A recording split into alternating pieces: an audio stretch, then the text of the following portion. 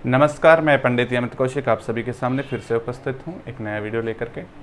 पिछली बार हम पढ़ रहे थे योगकारी ग्रह के बारे में, तो हमने छठी राशि तक अर्थात कन्या राशि तक सभी राशियों के योगकारी ग्रह जो थे वो हम पढ़ चुके थे। आज बात कर रहे हैं तुला राशि के बारे में। तो 7 नंबर की राशि जो तुला राशि है यहाँ पर है।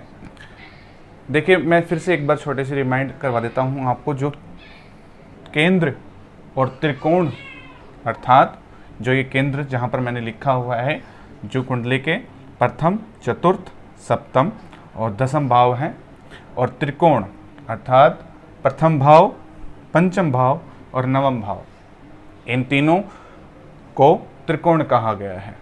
जब कोई ग्रह जो अपना स्वामित्व रखता है यहाँ पर और यहाँ पर अर्थात केंद्र में और त्रिकोण में, अब वो चाहे किसी भी केंद्र में और किसी भी त्रिकोण के अंदर रखता हो अपना प्रभुत्व, तो वहाँ पर वो पूर्ण योगकारी ग्रह हो जाता है। तो चलिए आज बात करते हैं तुला लगन की। तो सबसे सर्वप्रथम देखते हैं तुला।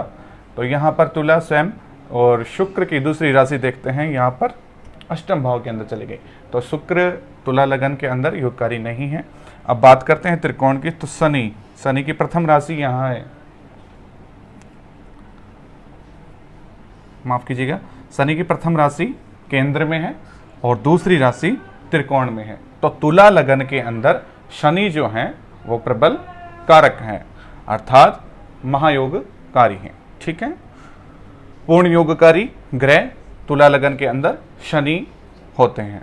अब बात कर लेते हैं वृश्चिक राशि की अर्थात वृश्चिक लगन की।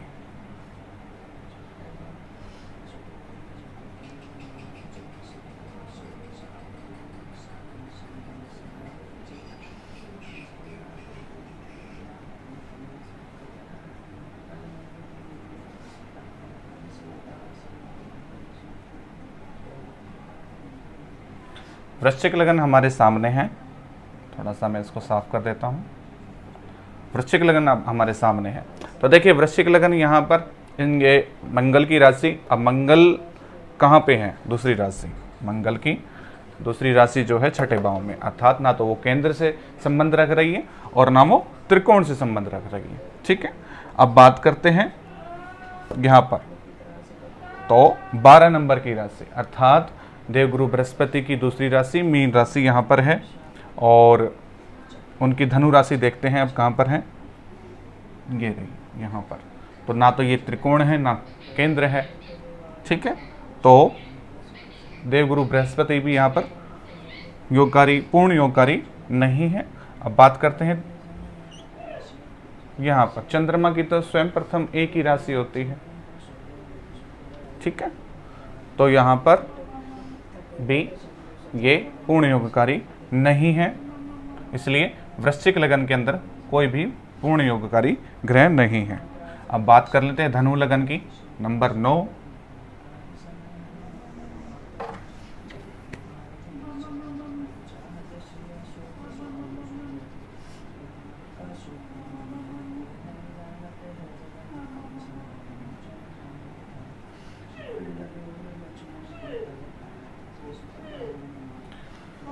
तो 10वीं राशि यहाँ पर 11, 12, 1, 2, 3, 4, 5, 6, 7, 8। अब देखिए गुरु स्वयं को देखिए, गुरु यहाँ के भी मालिक हैं अर्थात त्रिकोण के भी मालिक हैं और केंद्र के भी। और दूसरी जो राशि है गुरु की, वो यहाँ केंद्र के अंदर चतुर्थ भाव के अंदर आ रही है।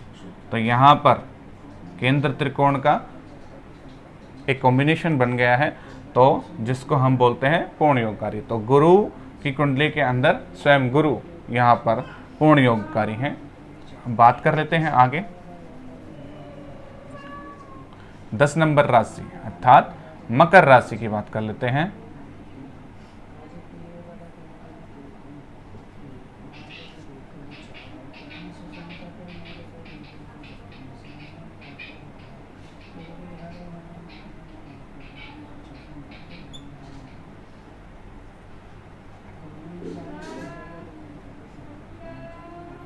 ये देखिए यहाँ पर देवगुरु माफ़ कीजिएगा, यहाँ पर शनि की राशि, आप देखिए शनि की दूसरी राशि यहाँ पर, तो ये ना तो केंद्र है और ना त्रिकोण है, तो यहाँ पर ये शनि निष्फल हो जाते हैं, यहाँ पर पूर्ण योगकारी नहीं कहलाए जाएंगे। अब बात करते हैं त्रिकोण की, यहाँ पर इस त्रिकोण की, तो नंबर 2 की राशि बनी हुई है यहाँ पर, अर्थात देवगुरु दैत्यचर शुक्र की राशि यहाँ पर बनी हुई है। तो इनकी दूसरी राशि को ढूंढते हैं, नंबर 7 की जो राशि है, अर्थात वो राशि यहाँ पर बनी हुई है। ठीक है, तो नंबर 2 और नंबर 7, तो ये त्रिकोण है और ये केंद्र है, तो यहाँ पे दोनों का कॉम्बिनेशन बन रहा है, अर्थात मकर लगन के अंदर शुक्र जो है पूर्ण योगकारी ग्रह कहलाएंगे। चलिए अब बात करते हैं शनि की मूल त्रिकोण राशि जो है नंबर 11, अर्थात कुंभ राशि,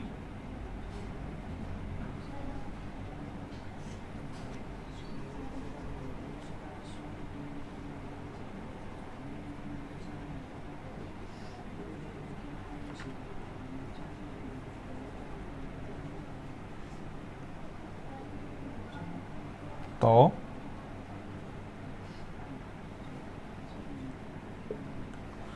फिर से इस लगन को देखते हैं, तो यहाँ पर देवगुरु शनि जो हैं वो यहाँ पर विराजमान हैं और उनकी दूसरी जो राशि है वो द्वादश भाव में चली गई, तो या ना ये तो केंद्र है ना त्रिकोण है, तो यहाँ पर शनि जो हैं उनको नेगलेक्ट करते हैं।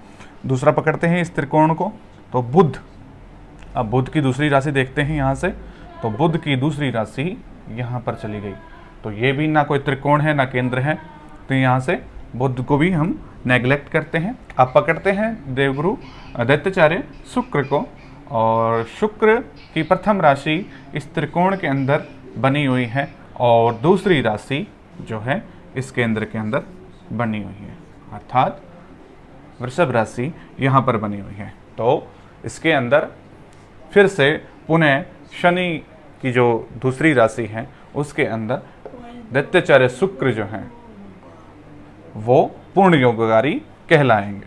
चलिए अब बात कर लेते हैं अंतिम राशि की, जो देवगुरु बृहस्पति के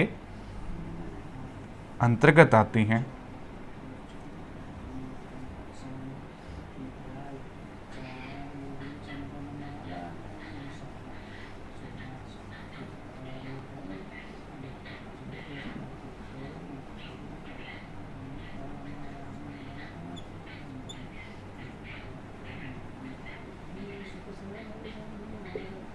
फिर से पुनः देवगुरु बृहस्पति की राशियां, अर्थात ये और ये, अब मैंने शुरू में बताया था कि ये त्रिकोण के अंदर भी हैं और केंद्र भी, इनको मानते हैं। अब देखिए त्रिकोण यहाँ से और केंद्र ये, ठीक है, तो देवगुरु बृहस्पति की पहली राशि यहाँ पर और दूसरी यहाँ पर, अगर इसको त्रिकोण मानते हैं तो त्रिकोण और केंद्र का समावेश यहाँ पर हो रहा है। तो 12 नंबर की राशि में स्वयं गुरु एक पूर्ण योगकारी ग्रह हैं, ठीक है, उनका इस कुंडली के अंदर अच्छे से बैठना बहुत ही शुभ फलदायक होगा।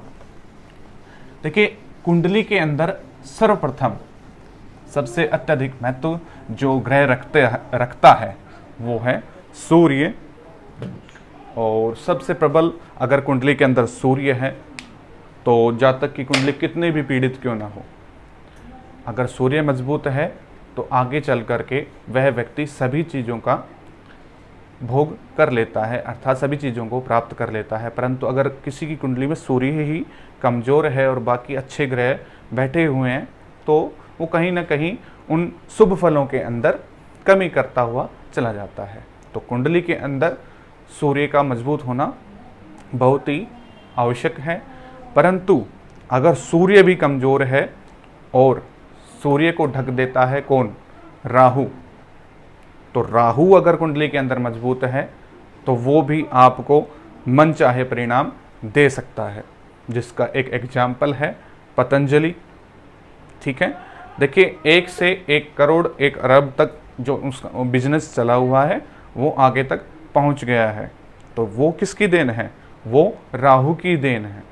तो जिस चीज़ को हम सोच भी नहीं सकते, ठीक है ना, जिस चीज़ को सोच नहीं सकते, 0 से लेकर के और टॉप लेवल तक जो ले जा सकता है वो राहु, क्योंकि राहु जो है वो सूर्य को भी अस्त कर देता है, ग्रहण लगा देता है, उसका ग्रास कर लेता है।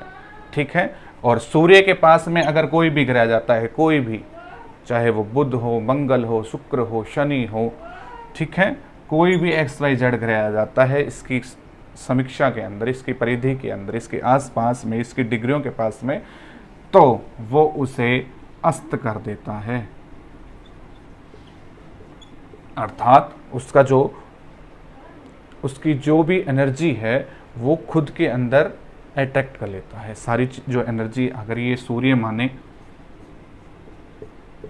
और ये कोई दूसरा ग्रह है, तो सूर्य के जैसे ही वो पास में आएगा तो वो इसकी एनर्जी को सोख लेगा अपने अंदर, ऐसा हम कह सकते हैं। फिर ये अस्त हो गया, तो अब इस ग्रह का फल कौन देगा? सूर्य। ठीक है, तो आज की वीडियो में इतना ही। आगे फिर से पुनः नई वीडियो में फिर से मिलेंगे, तब तक के लिए नमस्कार। और आपको फिर से मैं एक बार बता देता हूं कि आप अगर ये हमारी वीडियो यहाँ से देख रहे हैं तो मैं आपसे अनुरोध करता हूं कि आप प्रथम वीडियो से वीडियो देखना प्रारंभ करें, शुरू करें वहाँ से, और धीरे धीरे करते हुए हमारे साथ टॉपिक से आगे चलते रहें। धीरे धीरे आपको सभी चीज़ें सामान्य रूप से समझ में आने लगेंगी। ठीक है, तब तक के लिए नमस्कार। फिर से अगली वीडियो में मिलेंगे। नमस्कार।